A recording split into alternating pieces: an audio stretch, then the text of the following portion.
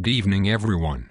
Thanks for joining us tonight on the Swiss Libertarian Life. I'm Kevin Young, a capitalist libertarian businessman and TV show host. Tonight, we have George Barclay here from the Communist Party to tell us why he supports communism and statism. Good evening, Mr. Young. Thank you for having me on tonight.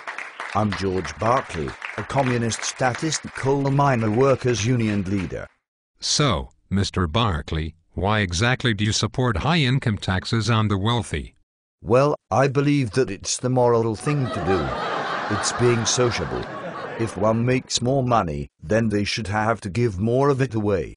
So if I earn some extra money from my company, I should give it to the so-called moral government instead of deciding on how to use it to help my business, which would lead to helping my workers.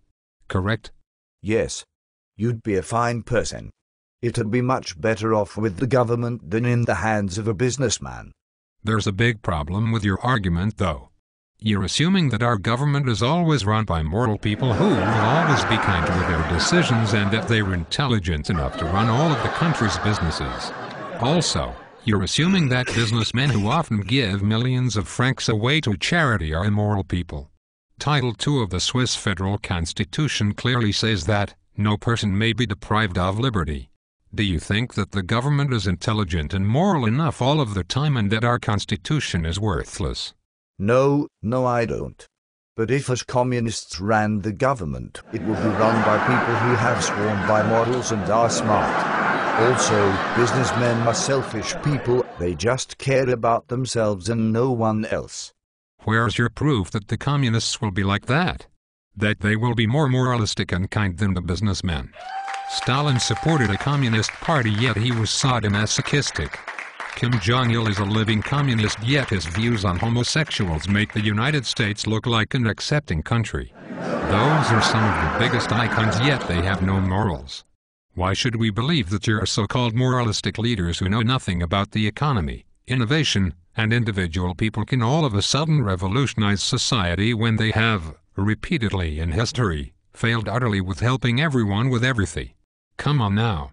According to the Organization for Economic Cooperation and Development, capitalistic countries, such as the United States of America and Switzerland and even socialized capitalistic countries such as France and Germany are some of the most charitable countries in the world.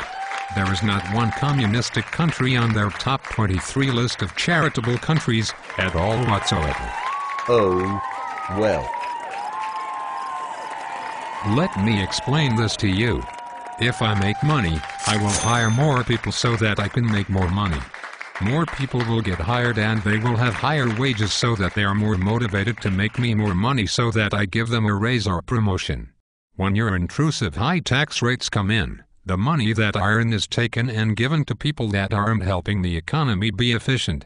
You're encouraging people not to work. If somebody gets a lot of welfare for doing absolutely nothing, they have an increased likelihood of continuing the abuse of the taxpayer money. We can't decrease or even, possibly, eliminate income taxes for all socioeconomic classes of people if we just cut wasteful spending. Excessive welfare is just one example of wasteful spending. Some other examples would be granting asylum to a lot of immigrants here in Switzerland. About 75% of our prisons have been filled with immigrants. But thanks to the Swiss People's Party's populist vote, that will all change.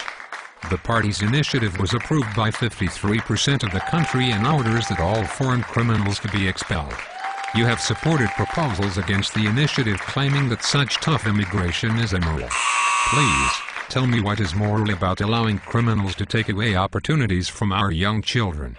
Switzerland was founded by us tenaciously overthrowing the elite Habsburgs, not by being weak-hearted. Don't you, sir, love your country? Of course I do. Otherwise, I wouldn't be trying to help everyone. Then, please, if you really care about the Swiss people, stop going around trying to get uneducated imbeciles to support you. This reminds me of another example of wasteful spending by our government. We're paying our tax money to broadcast your stupidity on live Swiss national television. No offense, though. I suppose that I should just leave now. Goodbye. Thanks for having me, I guess. Well, thanks for joining us. We'll even send you an Economics for Dummies book if there's not some new hidden tax that the government wants to put on it and have you back sometime. Thanks for watching everyone, and remember to all be Swiss. Love you all and have a good night.